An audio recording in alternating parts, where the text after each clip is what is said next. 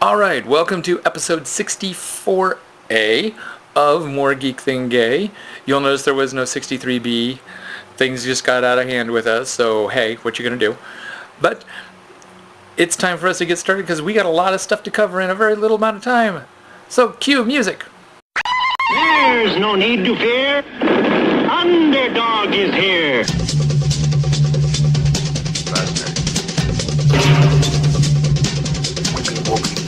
Tiny white stuff.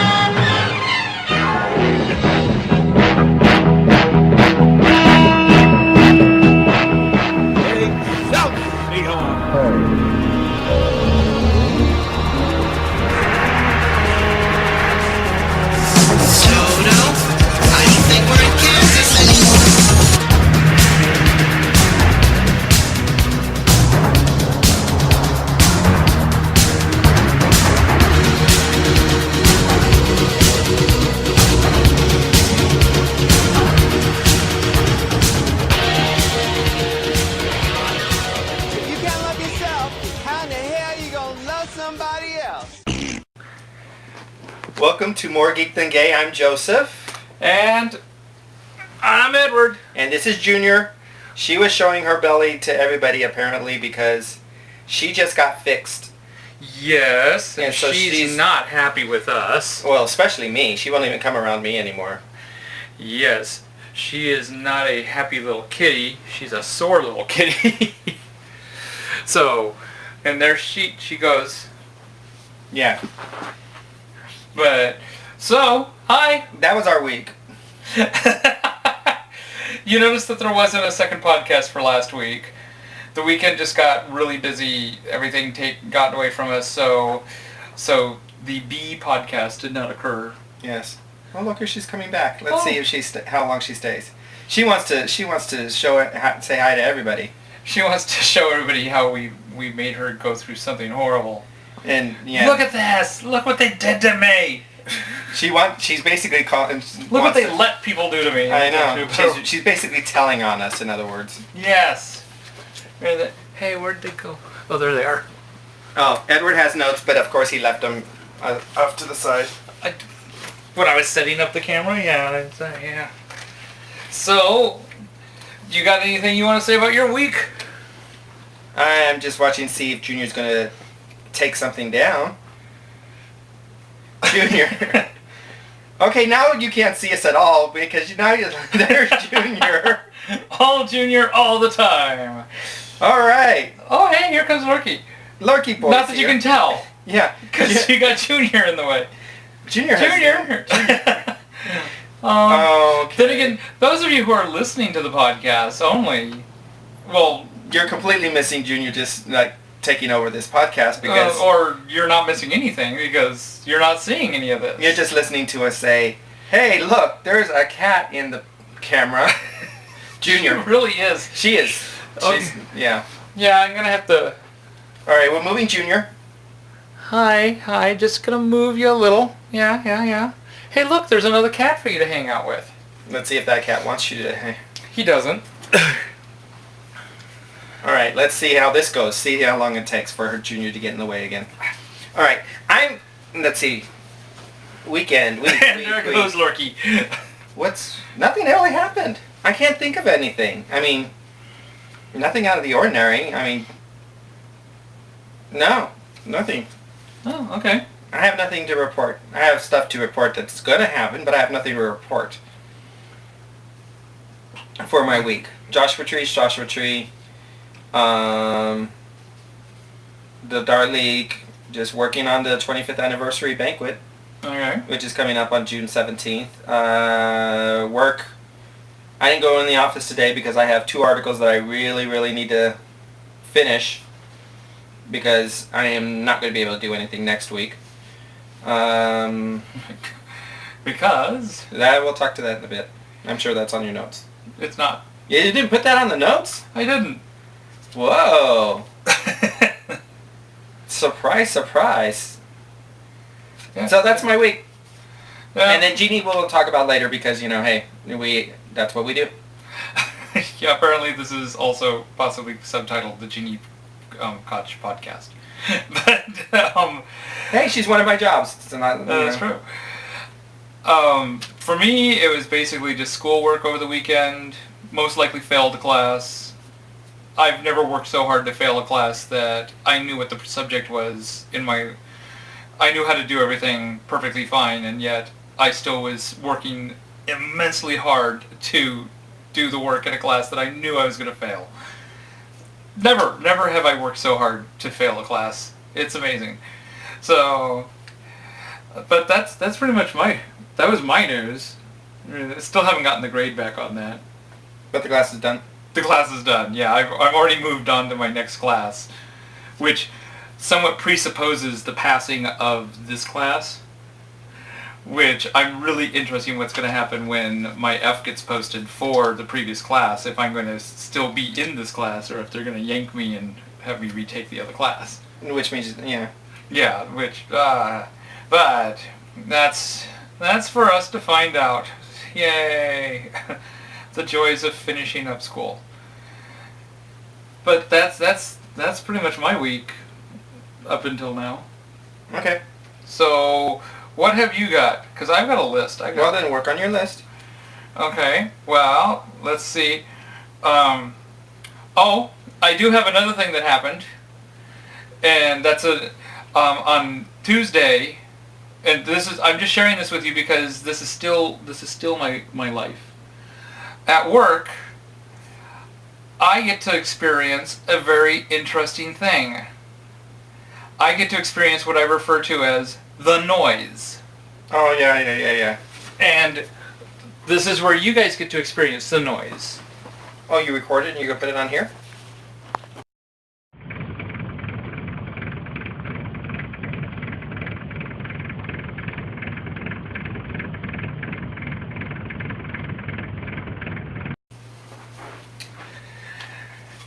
And that is the noise.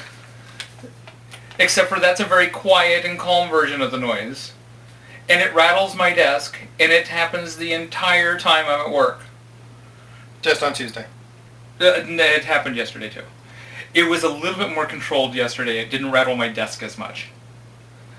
But yeah, that's the joy that is my work at this moment, is that, and then we never know what the temperature is going to be in the room. On Tuesday, apparently when everyone showed up, it was 89 degrees in the office. By the time I got there, it was 80. Yesterday, it was 73. It stayed around 80 all day on Tuesday.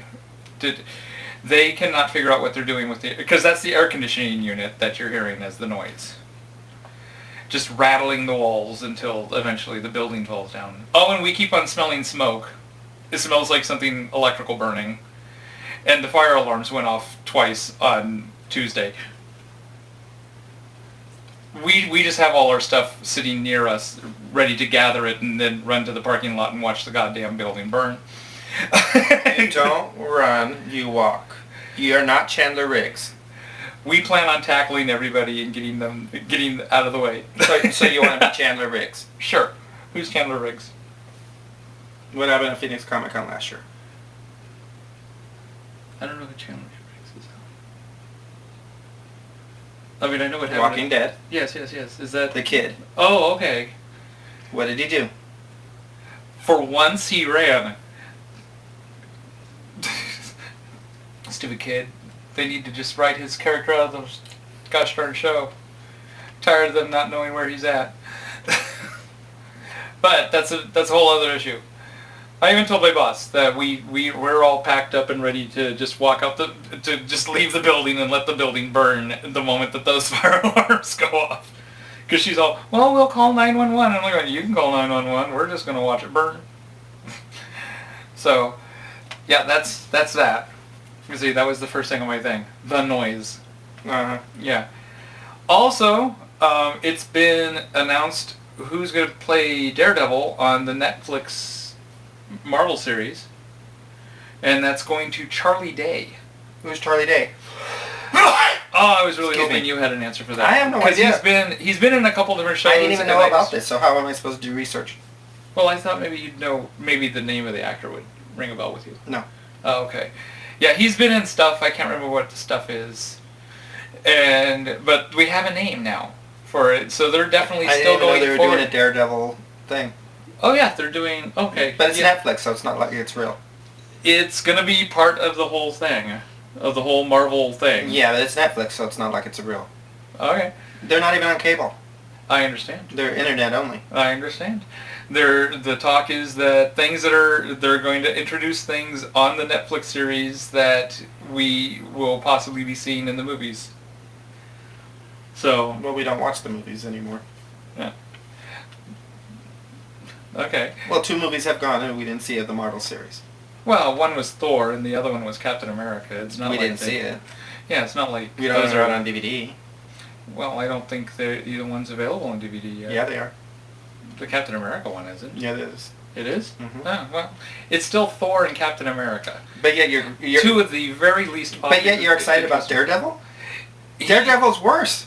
Oh my god, he is so much more Oh my interesting gosh, than no. Oh, please. Like, I want to Thor. see a blind man walk around with a cane that turns into a billy club. Okay, already you made him sound more interesting than anything that Thor or Captain America did. Okay? No. Already your like Boring. just belittling comment about him still sounded better than anything we've watched from the other No, two. don't care for Daredevil. So, and they're also going to have Power Man, Iron Fist. Oh, I can't remember. What was the name of the character from the comic book Alias? It's Jessica Jones. And I can't remember what her superhero character name is. And there's supposed to be a 5th one. And then it's going to culminate in them coming together to form the Defenders. Supposedly. I don't know what the 5th one is, but they're talking about doing the Doctor Strange movie. And to be totally honest, you're not going to have Defenders without having Doctor Strange. So that's probably going to be part of what ties into the whole real thing, is when they do get it to be Defenders, Doctor Strange is going to be there. So, I mean, they probably, I guess you could, because they're having Defenders without the Hulk or Silver Surfer, but... Yeah. Or Valkyrie. Ooh, they need to bring Valkyrie in. I don't know why that she hasn't been brought in yet. We have Sif all over the place. No one cares about Sif. We want Val. Bring us Valkyrie. I like Sith. You'd love Valkyrie. I prefer Sith. Sounds like you're saying Sith. I am. Okay, so you've suddenly switched over to Star Wars news? Exactly. Okay. Is there Star Wars news? No. Okay. So, also, let's see. Next here. Da-da-da. Because he writes his notes on a post-it note and two-sided, so the ink goes through. Yeah, that's the big problem, is the ink going through. I was doing fine up until the ink went through. So, hey, books. That's not on there. It is, actually. Believe it or not, it is. That's what these next 2 things are, is hey, books. He's got a book coming out? Neil Patrick Harris has a book coming out. Really? He's writing his autobiography. Okay. Do you know what it is? He's in his 40s. I guess that's the first half, yeah. And it's going to be a choose-your-own autobiography. Is it one of those, like, scenario A and scenario B, and if you pick scenario B, turn to page 34. Exactly. Really? Exactly. That's how Neil Patrick Harris makes it onto a genre podcast. Well, although he's also gay and could make it to the gay part of the podcast. And he's also Broadway. Yeah, but it's the choose your own adventure part of it that, yeah. Okay, I'd buy that book just to have it. Yeah. Me too. I'm like dying to know. I'm like going, oh my god, I really have never wanted to know Neil Patrick Harris's life, but I would like to choose different aspects of it and see what I could have made him become. You know, what would it have done?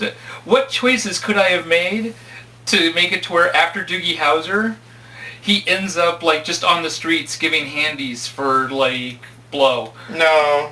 You know what it is? It's basically, it's like you choose, you'll be different aspects. You'll like scenario A or scenario B, and if you pick scenario B, you're going to go on to the Doogie Howser years. If you pick scenario A, you go into the Broadway years. If it's things like that. There better be a choice where, like, and if you choose scenario C, and then suddenly you're fighting a Zygon. No. It's all about scenarios. Haunted puppets. And you get to pick on which different facets of his The life. Magician Society comes after him. Yep. With pitchforks. Yep. See, that I would No, go for. that's not that kind of it. Well, fine. It better be. No. It's it not. better be. No. All right, we'll wait till that one until I'm done. Or we're waiting till that one? Okay. Yeah. Well, then you do your thing. Okay. I realized the other day that I did not say I finished two things about books. First, I finished Out of Left Field, which is part of the Deadlines and Diamonds series by Morgan Kearns. Romance. It's sports romance. Which is a whole genre unto itself.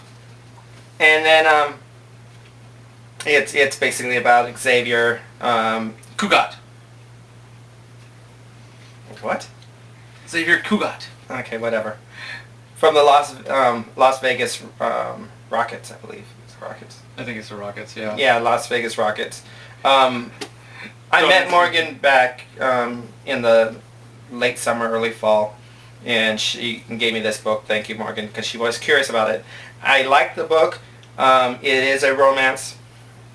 It is very much a romance. I do want to read more of the series, so I recommend it. If you are like romance, I recommend this. What are 3 things that stand out about that book for you? It's the sports is actually written well.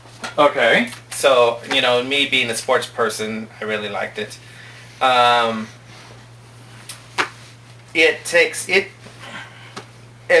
happens is Xavier gets hurt, and he's got to be nursed back to health. But he's the type of personality that doesn't want anyone helping him. Sound familiar? I think he actually starts out hurt, doesn't he? No, he gets hurt. Okay. So, okay. It is, stuff like that. The other thing I liked about it is the fact that it is romance, but it wasn't overt romance. It wasn't all ooey gooey Harlequin. Okay. So I like that as well. Because I can do romance. I can do erotica. I can do, what's the other one? Porn? No, not that one. The other one. There's romance, erotica. There's 4. We'll find that out next week. Yeah. I need to refresh her up because I'm like, wait, I thought it was erotica and then porn. And you got erotic romance right in here, just being a fuzzy little thing right on the Hey, Lurky. Hey, Lurky boy. So, good book. There, like I said, there's sports in it. There's romance, and it all takes place in Las Vegas. So there's also Vegas. The other one. Oh, it's a cat being adorable on a podcast. No, you can't see him really. The other thing I read was the May issue of Penumbra. Penumbra. We got Edward. I'm not an ebook person, so let's show this again because Lurky decided to get up right now. I am not an ebook person, so Edward printed out the Penumbra magazine for me. This is the one. I'm not wasting company resources at all. I didn't say where he did it. This is the one with Jeannie Koch's Alien on the Runway, her short story about when Reader met Gower. So it's really good. Not only Jeannie's. Those are the gay ones. It's not only Jeannie's book and short story is really good. There was another one that I really liked. The Origin Story by Lindsay Morgan Lockhart. Mm-hmm. It's the first short story. This is the superhero issue. So this was really good. The Origin short story by Lindsay Morgan Lockhart. That was very good. Alien on the Runway, very good. There's only 5 short stories. Jeannie being the longest, but even then it didn't even seem like it was the longest. Oh, and then the Saviors by John Lasser. Good story, but it puts something in the back of your head. It's like, oh, okay, interesting, because it's a different take of superheroes. Okay. And then there was, I'm not going to say which one I didn't like, but anyways, there was one that I'm like, okay, this was stupid. I didn't get this. But it was just me, I didn't get it. So, but The Saviors, real quick, tell you about that, is everybody sees the superheroes. Everybody knows the superheroes. The big fight, the big fight at the end of the movie or the storyline and stuff like this. Damage, chaos everywhere, right? Yes. His story takes place takes place as the people who are witnessing it and have to run away from all the debris. Oh, okay. So it's like Marvel Comics, Marvels. It's told from the point of view of really the people around. Mm-hmm. Actually, Busiek, and I hope that's his last name, that I pronounce it correctly, he does that a lot. Astro City is told a lot really from a more peripheral point of view. And that's an ongoing series. So that's one of the things that makes Marvel's Kingdom Come and Astro City really nice, is just that it has the point of view of, like, say, you or I in that. And all three of those are written by Busiek.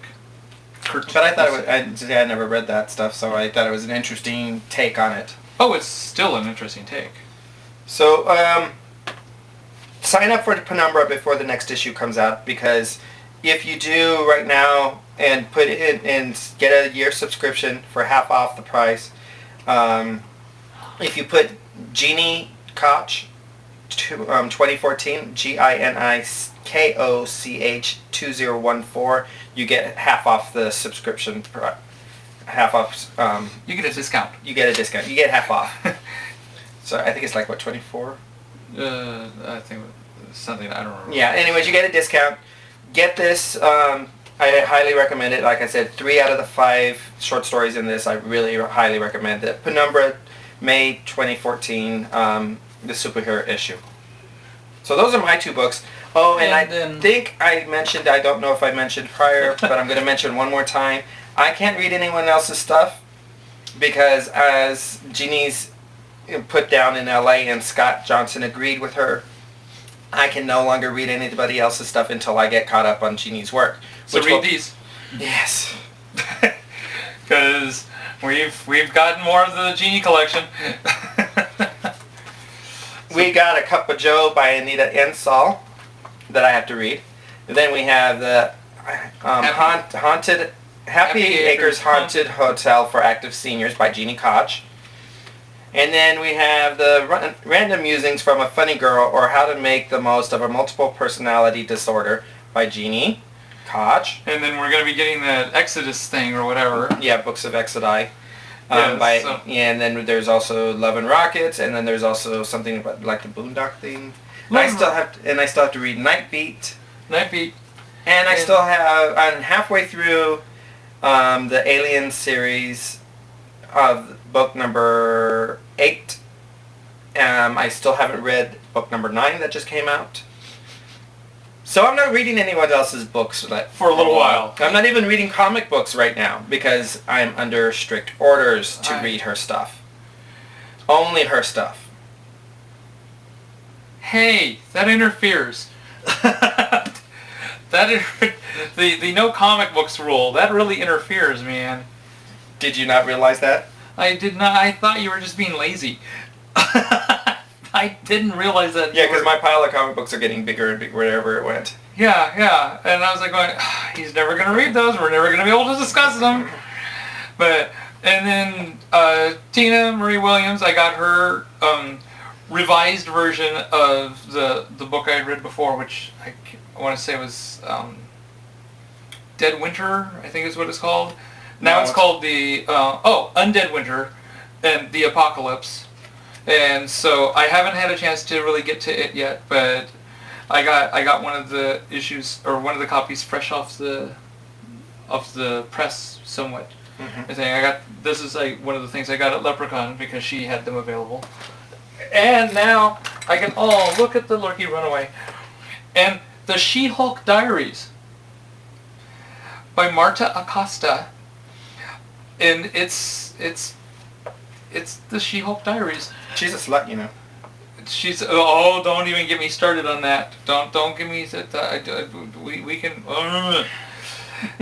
This is some people have complained about this book because they're like going, She-Hulk plays more like a background character. It's more about Jennifer, her alter ego, and I'm like, oh well, yeah, it's her diary. So it would be more about about Jennifer, who happens to be She-Hulk, and I kind of like that idea. So I'm very curious to start digging into this. But I have no idea how immediate I'm going to be able to dig into that, especially with next weekend. What's coming up? Yes. But are we making that announcement now? We're going to do that now? Because I can segue from comic book to comic book. Oh, well then fine. Segue. See, that's how we go. Then go ahead and segue. And we've got news. Finally! Yay! Marcy got permission to finally say what she's been wanting to say for a year. Who's Marcy? Marsheila Rockwell. You've heard us mention her before. You've seen her on this podcast when she, panels and stuff. Yes. And she's written stuff for D&D, especially the Eberron or online stuff. So she's familiar with licensed products. But she also has some original work as well, and she's won awards for her poetry. Mm-hmm. I want to get that poetry book. Well, next week. Yeah. She has been contracted and has finished already the first book of a trilogy for Neil Gaiman's Lady Justice. Yay! She's coming back! Yes. Now, a lot of you may not know exactly who Lady Justice is. Really? I'm surprised you know who Lady Justice is. I was going to say, if I know Lady Justice, please. I'm shocked you know who Lady Justice is, to be totally honest. Because Lady Justice was put out by a somewhat smaller company called Techno Comics that went on to be called like some other name. I forget what name they changed to. And what they did is they asked creators to come up with ideas for them, and then they launched with those ideas into comic book series.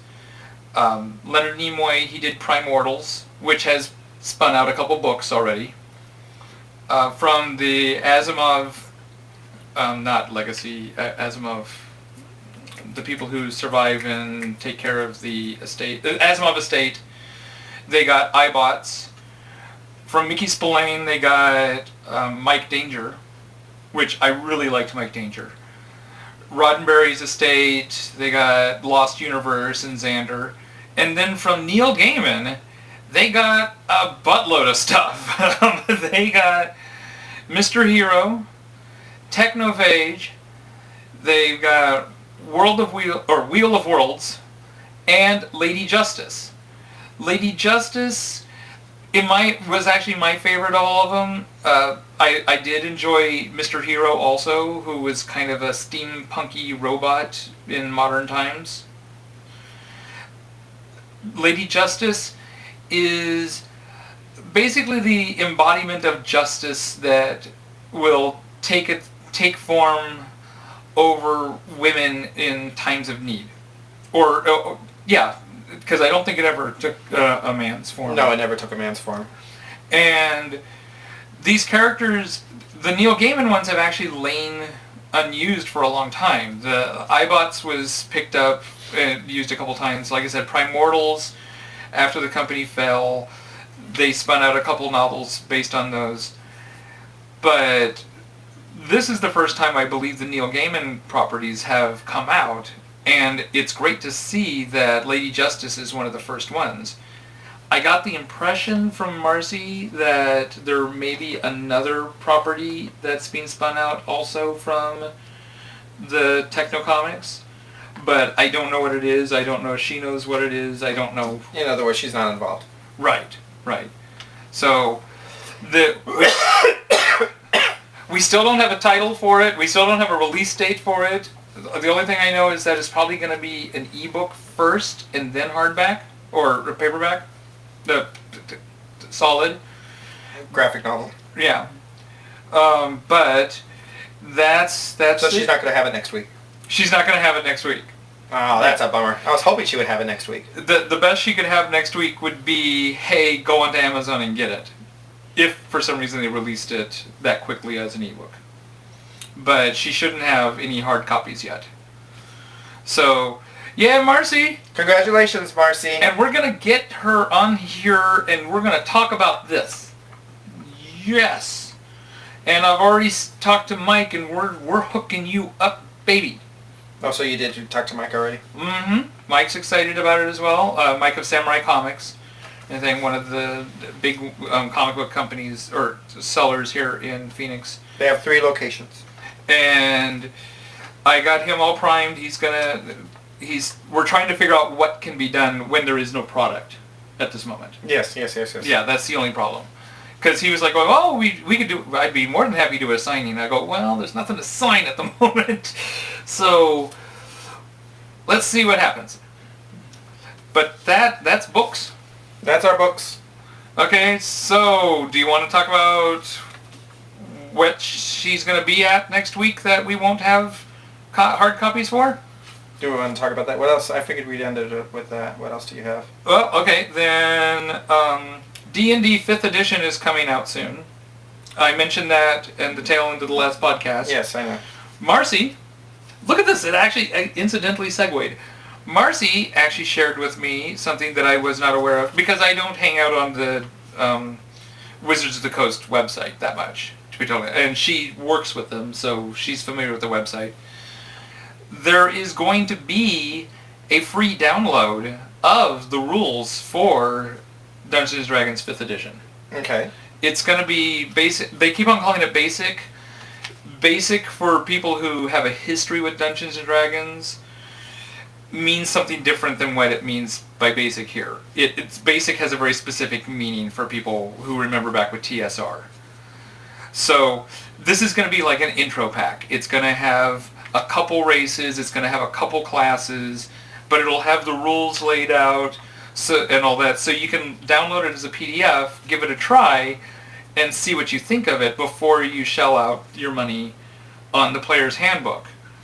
I really wish that is one thing I kind of do wish that D&D would do, is they would redo how they format their books, because most other companies that do role-playing games like Pathfinder and oh great, I can't think of anything right now, GURPS, things like that, they're basically the player's handbook. Everything the player needs to know to start a character and run in a campaign, and all the information for how to run a campaign, and here's a whole bunch of monsters and encounters for them, are all in one book. So if you buy one book, you can actually hit the ground running. Most companies do that. Yeah. Dungeons & Dragons has always done it. There is a player's book. If you're wanting to run the campaign, you have to get the Dungeon Master's book. And then, here, if you want to actually encounter something, like some monsters, here's the monster manual. You have to buy 3 books. Well, that's good. To hit the ground that's how running. they make money. It is how they make money, but I really would like to see them simplify it, because I personally think that that's become outdated and might be hampering their sales a little bit. Because one of their biggest competitions, Pathfinder, which has surpassed them in sales, puts it all together in one book. That's how they're going to. So Business standpoint, it's better their way.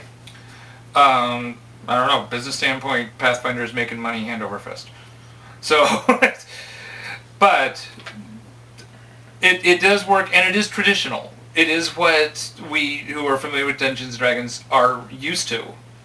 So I can, I have all my sets of 3 books from the original to the second to the third to 3.5 to 4. I'm going to have my 3 book set for 5th too when I get it. So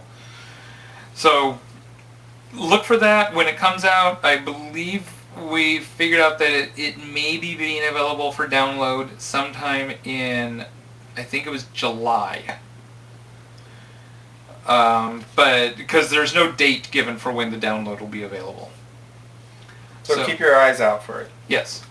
Go to wizardsofthecoast.com and it'll be right there. Also, we got to watch the Wil Wheaton Project. Yes, that just premiered this week. Yep. That's why he's not going to be at Comic-Con this year. At Phoneix ComiCon. And it's basically the soup for geeks. It's the soup, it's Tosh.0, it's web soup. It's web soup. Well, web soup was the soup for web stuff, and then the dish, which was... And then the dish was the soup. Female side. Yeah. And web soup, there was web soup, the dish, and then there was another one that was on ESPN or whatever, that were all actually created by the soup. They were all spun out of the soup. Yeah. Except where they relied on their own genre that they were pushing for, their audience. Right. You know, the dish was about, the female side, the ESPN, the sports side. And it had Topanga. And the web was, of course, mostly webs. Yeah, and Web Soup had Hartnell. Not Hartnell. Great, now I have the wrong name in my head and I can't get his right name. I know. The guy who does The Talking Dead. Hardwick. Hardwick, thank you, not Hartnell. Yes, Doctor Who came back from the dead and he's... See, you thought Doctor Who, I thought Star Wars. Josh Hartnett. Oh, I was thinking Hartnell. That's where the name Hartnell came from. But I liked it. I think it's really rough still. I think Will has a little bit to learn about kind of... Pacing. And I think it needs to really figure out what segments work and what segments don't work, because I don't think everything worked. But if you like the soup and you like geeky things, it's for you. Yeah, it's the Wil Wheaton Project on SyFy, which I called Geek Soup. Geek Soup. Yes, I see that. Yeah, and other than that, I got like little shout out things here, or we could talk about RuPaul. Let's go ahead and talk about RuPaul. Okay. Hey, RuPaul. RuPaul. On the interwebs. Huge. Infighting. Oh my god. This whole she-male thing. Yeah. And trainee. And trainee is being tossed about too. Yeah. And I can't believe that that's still being tossed about because... That's not the whole... That's not what brought the whole thing. Well... Yeah, you're right. It's not. But trainee is being tossed about as well. We've said it before. Because you've even kept up to date. We've said it before and we'll say it again. It's a drag queen. It's not supposed to be serious. It's supposed to be a mirror in people's faces to say, hey, look at this.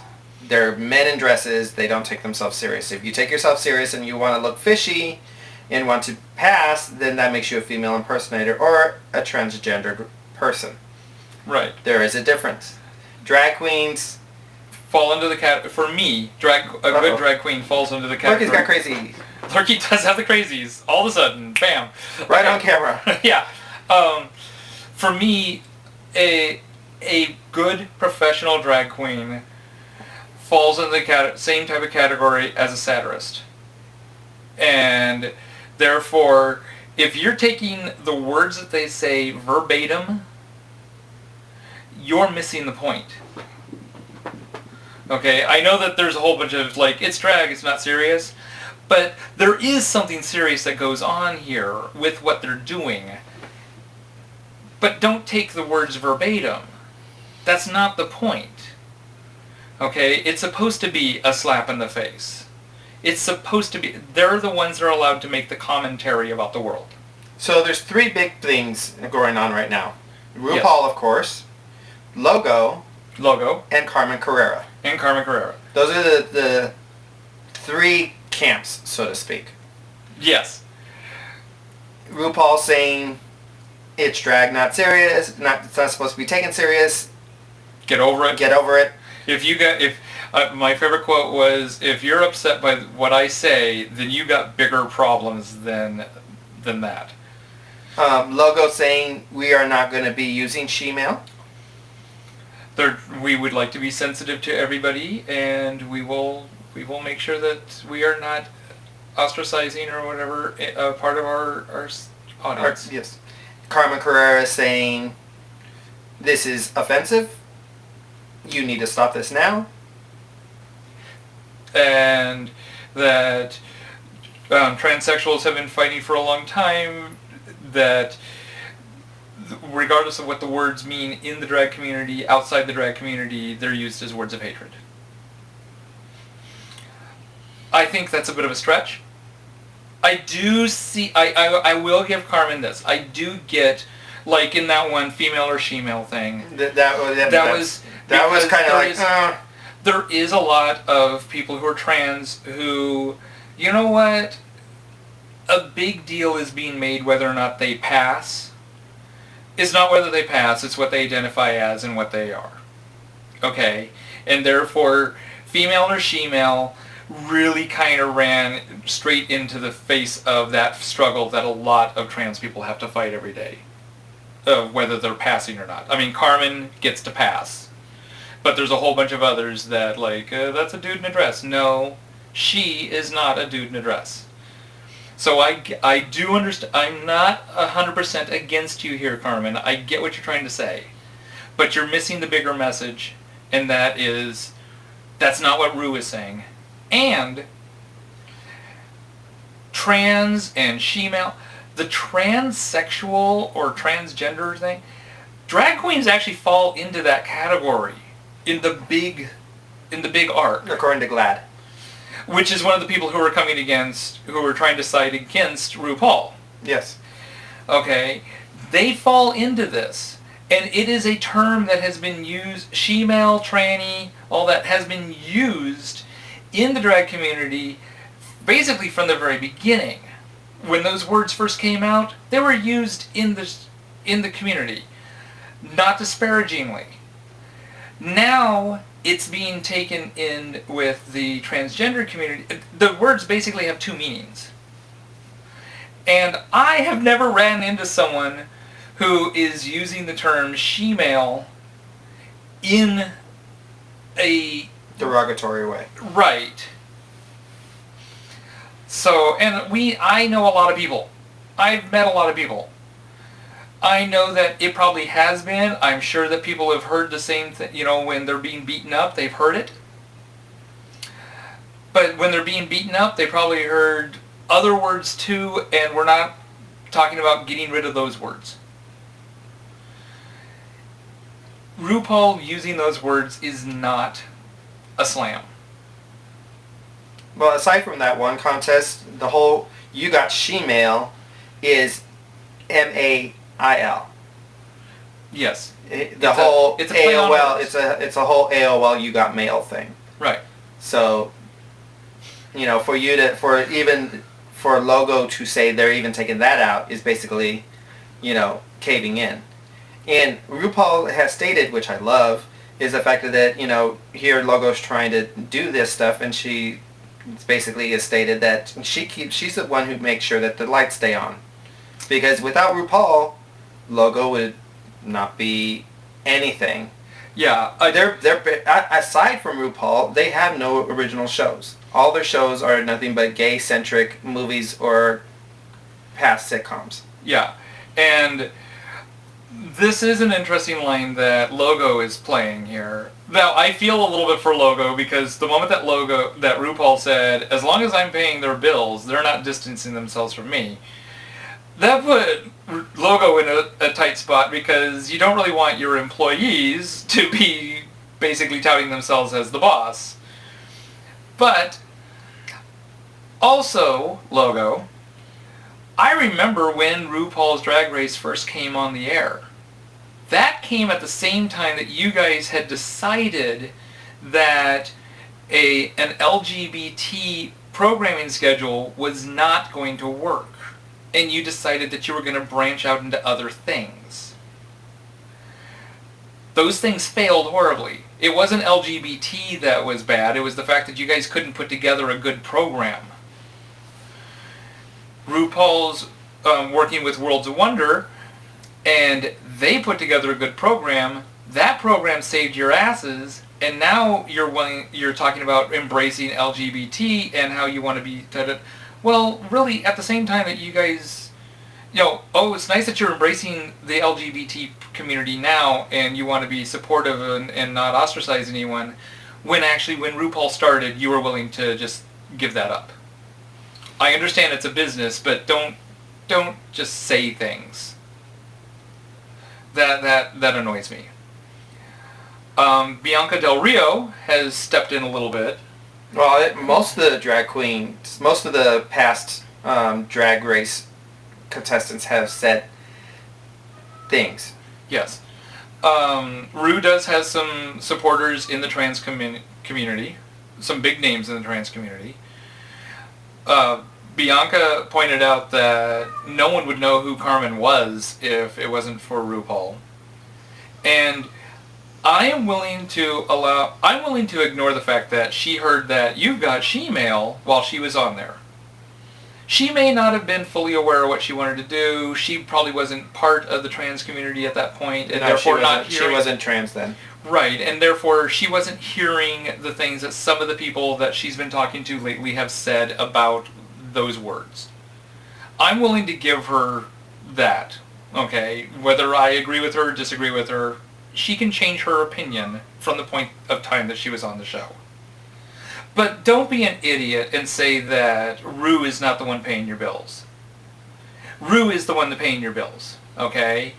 No one would know who you were if you had not been on RuPaul's Drag Race. Outside of your little community.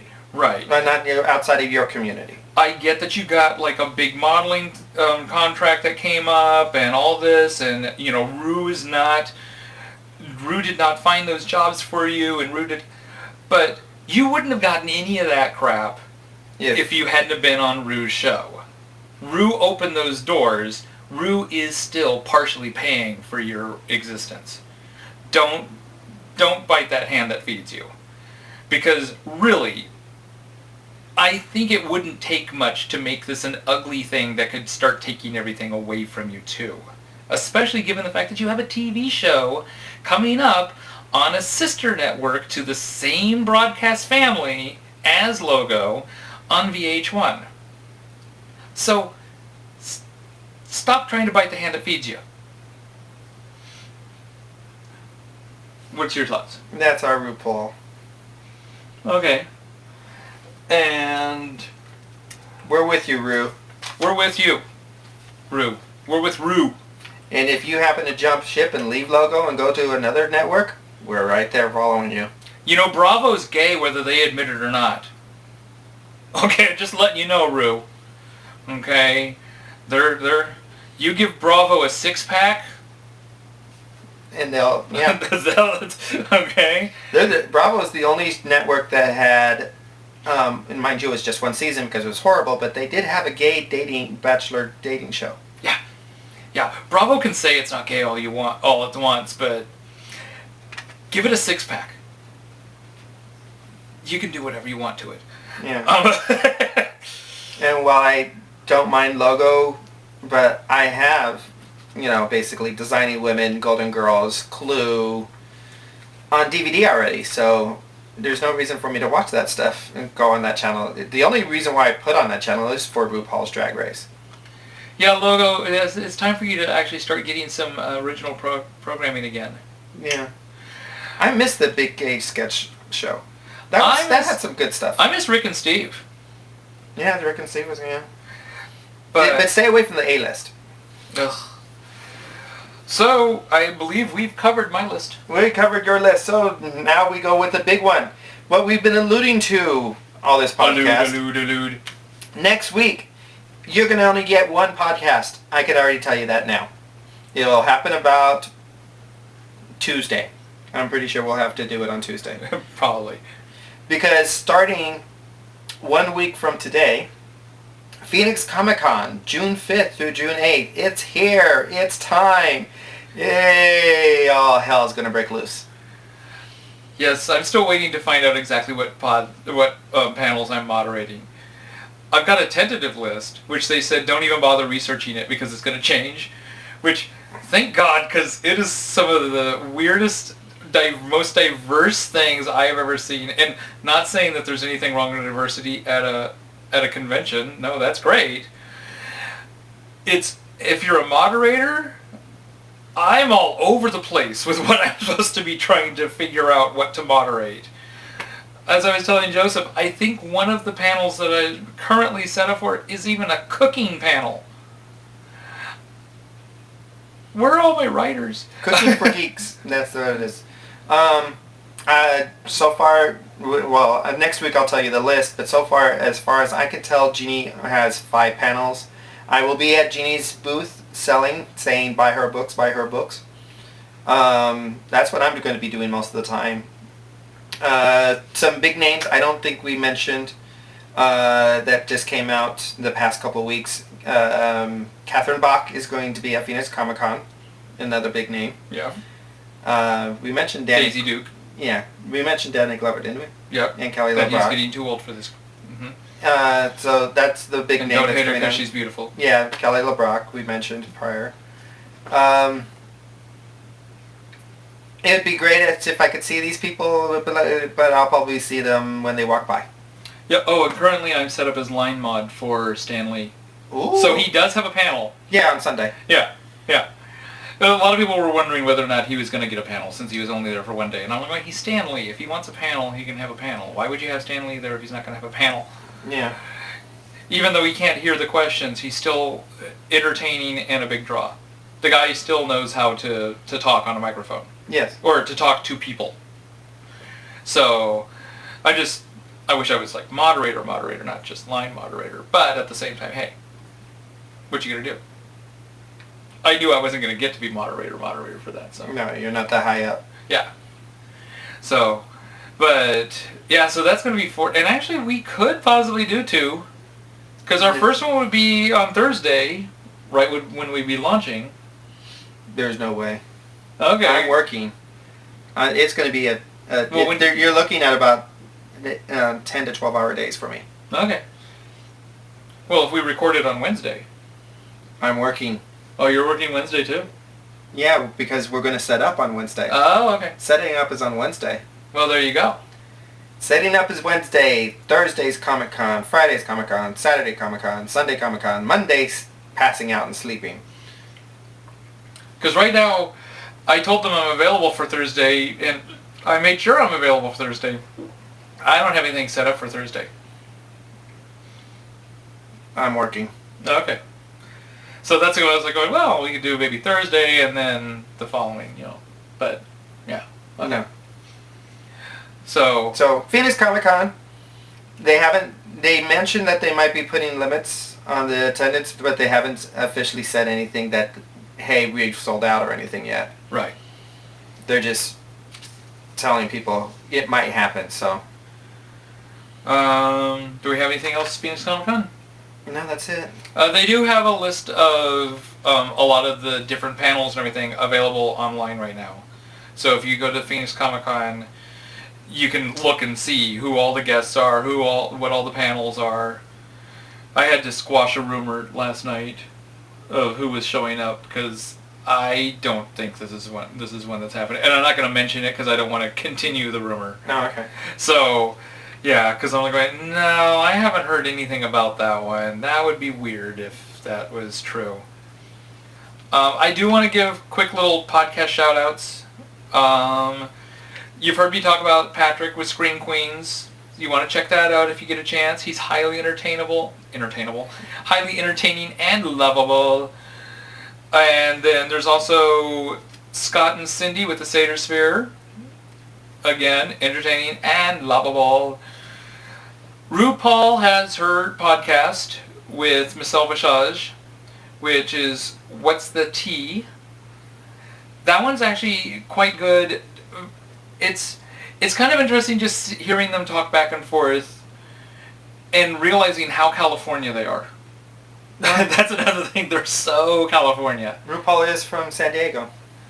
Anyway, so, and then another one that I really think more people should watch and listen to is competitive, what is it? Erotic. Yes, competitive erotic fan fiction. You mentioned that prior. I'm sorry, it's funny. It is just funny. And what happens is these guys have to, it's usually comedians, they have to write, they either will come prepared with a fan fiction that they wrote for a specific thing like Powerpuff Girls or Petticoat Junction or something like that. Or there's a part B where they have like, I think 30 minutes to write up a fan fiction based upon a subject that they're given. And they can either accept the first subject that they're given, or a second subject is chosen and the audience chooses between the first and the second one. And they get to go research it in case they have no idea what it is. But it's funny. I prefer the one where they're prepared ahead of time over the one where they have to write it on the fly. But it's really funny. So I recommend giving that a chance. And what you got? That's all I got. Thank you for coming and listening. Yes. You'll see us next week. Yes. And that's it. That's it. Good night. Good night. Goodbye. Doodles. Lurky boy. It's okay. Open the pod bay doors, Hal. I'm sorry, Dave. I'm afraid I can't do that. What's the problem? I think you know what the What are you problem- talking about? I haven't finished yet. The mission is too important for me to allow you to jeopardize it, Dave. I don't know what you're talking about, Hal. I know that you and Frank were planning to disconnect me, and I'm afraid that's something I cannot allow to happen. Okay? Okay? Okay? Okay? Okay? Where the hell did you get that idea, Hal? Dave. Although you took very thorough precautions in the pod against me hearing you, I can see your lips move, and I read lips. All right, Hal. Mm-hmm. I'll go in through the emergency airlock. Without your space helmet, Dave? You're going to find that rather difficult. Hal, I won't argue with you anymore. Open the doors. Dave, this conversation can serve no purpose anymore. Goodbye. Bye-bye. Look at my light. Hal. You like my light? Hal. You like my orange light? You like orange? Hal. You like orange juice? Into the hostile area just above it, known as North Koreatown. Hey. What you just heard was John Benjamin doing the voice of Hal from 2001: A Space Odyssey. It's a little thing he did on a show, Late Night Basement. You can catch them on YouTube. A lot of cute little bits there. And I heard this one and I thought this was adorable.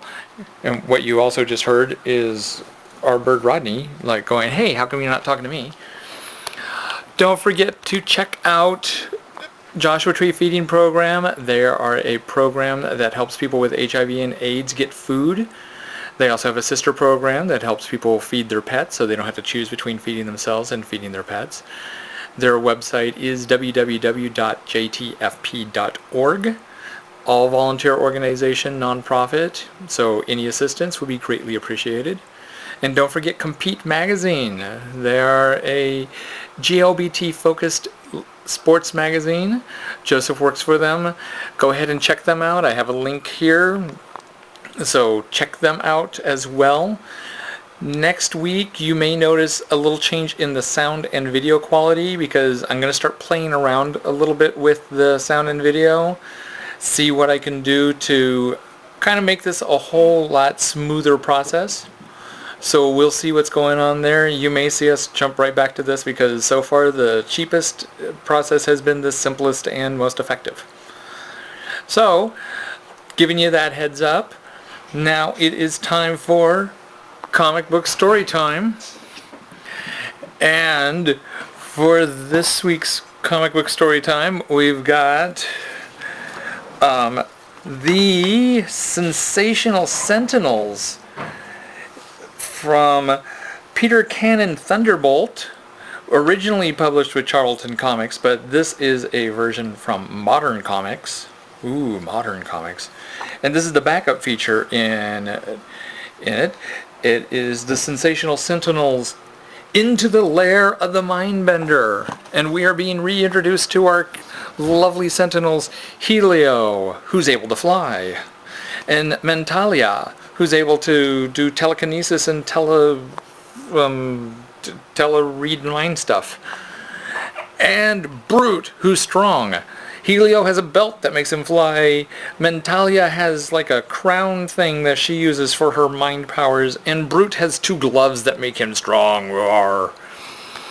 And they're on stage performing folk songs and having stuff thrown at them. Why? Why would someone in Greenwich Village be trying to throw things at them while they're performing folk music?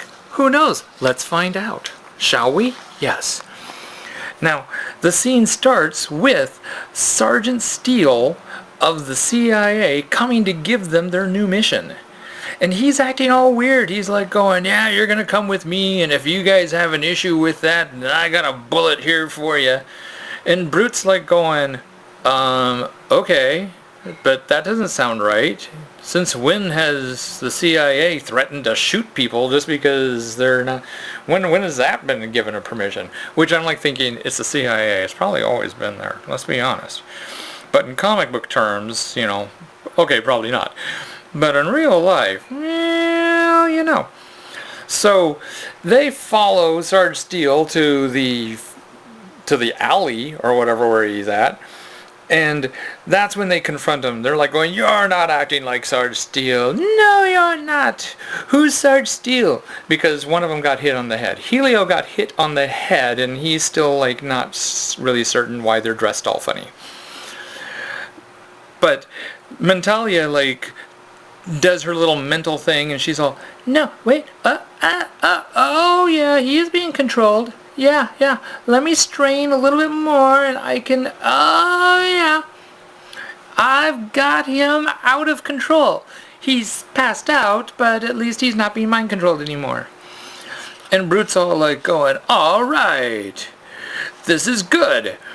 And Helio's like, because he still has amnesia of sorts. They decide to run after the people. Oh, there's a van over there. Let's run after them because they're clearly the bad guys. And no, the van opens up and starts firing at them. And they're like going, ah, crap. We can't do anything. And it must be the work of the Mindbender. He's the one who's controlling everybody. Yes. And so they're like, well, what are we going to do? And that's when Brute says to Mentalia, well, not much we can do at this moment except for basically wait and see. In the meantime, hey, let's go do our secret identity gig, which happens to be Brute and Mentalia are like folk singers. Yes, they're folk singers called the Protesters. And in their secret identity, they wear masks. As superheroes, Sentinels, no masks. I have never seen this before, where we reverse the whole mask thing. But suddenly, yeah, they wear masks in their secret identity. They're up there on stage, and while they're performing, people are getting violent and threatening them with harm. Oh my gosh, why is the audience turning on them? Could it be our singing? I'm thinking that could be the answer. Because, you know, I've heard a lot of really bad folk singing in the past. I'm just saying, you know. And any folk singers that wear a mask while performing, how good can they be? But they're fairly certain it's not that. They're fairly certain that the audience is being mind controlled. Yes, the audience is being mind controlled. And meanwhile, Helio shows up to see what they're doing because he's not part of their little band. He's just some dude. Or, oh wait, no. He is part of their band. He just showed up late. I just see his musical instrument right there. And he starts detecting that there's some sort of ruckus going on in the performance room, and oh my god, his memories start flooding back. He starts remembering who he is. And he has to go save Brute and Mentalia. Now, all he can do is fly. Which, you know, in a world where no one else can fly, that's a really good power, but by itself, you kind of like sit there and go, And that's what he does. He flies over the crowd, And he tells Mentalia and Brute, hey, grab onto my belt and I'll hover you away to safety. Which is what he does. Somewhat anticlimactic, but it worked. It was effective. There's still things being thrown at them, but at least they're being moved away to a safe distance. And this is when Helio's like going, hey, why aren't you wearing your tiara, and why don't you have your gloves? I told you guys to always wear them. And Brute's all, what the hell? You had amnesia, and who are you to be giving me orders? What the hell? So clearly, they're in that Marvel vein of like, everybody argues, except for in the we're imitating Marvel vein of everybody argues pretty badly. But in the meantime, they finish arguing, and Helio decides, I'm going to go find out what's going on. He sneaks off, and oh no. He's supposed to be meeting all of them. They're all supposed to be meeting somewhere, and they're going to discuss what to do about Mindbender. Yeah. Because Mindbender was the one who controlled the crowd and turned the crowd against them. They figured that out. So Helio shows up. Hey, where is Brute? I don't see him anywhere.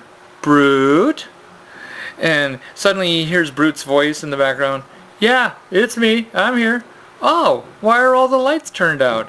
And why can't I see you anywhere? And what's up with clunk? Suddenly Brute hits him upside the back of the head. He wakes up strapped to a table next to Mentalia. And oh my god, it's the evil Mindbender. Also known as Professor John London. Yeah, so you know. And he knows who they are, and he's delighted to make their acquaintance. However short it may be, because he's now in control of Brute, and he is going to have Brute throw a switch, which will then kill them as they are strapped to the table. Apparently not Brute, because he's going to, I guess, use Brute as some sort of slave, I guess. So, and that is the last panel. Oh my gosh. As they state, we just hate to do this to you, but as you can see, we're fresh out of space. We know you have a million questions, like, how did Mindy get a hold of Crunch's psyche? I don't know. And why didn't he do it sooner? Oh, Crunch is Brute, by the way, and Mindy is Mentalia. And we promise that they'll be answered in the next issue. Till then, all we can tell you is that it'll be titled Night of Doom. And it's just gotta be a doozy. Sadly, you're gonna have to make up your own ending to this, because I don't have the next issue. Yeah. This is where Theater of the Mind comes in, and you're gonna have to fill in the blanks, kiddies. But until then, thank you all for sticking around, and I look forward to hearing comments from you guys. We will address those in the next episode. Thank you, and you have a good day. Stop doing that thing. Stop it. Stop it. Ta-da!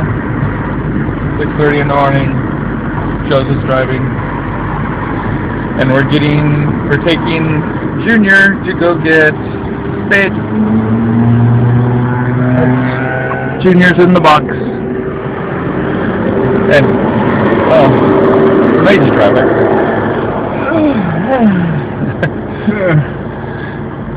But, green light. Step turn green.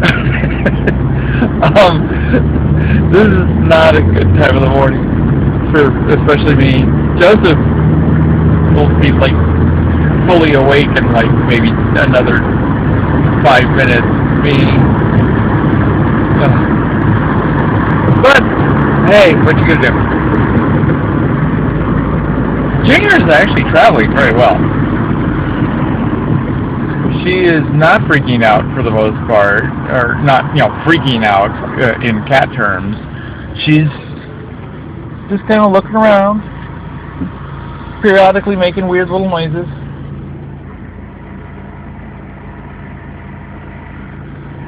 She might have peed, but I don't feel it anymore, though. Next time that we see her, she will have had her operation and probably have a cone of shame. Yay!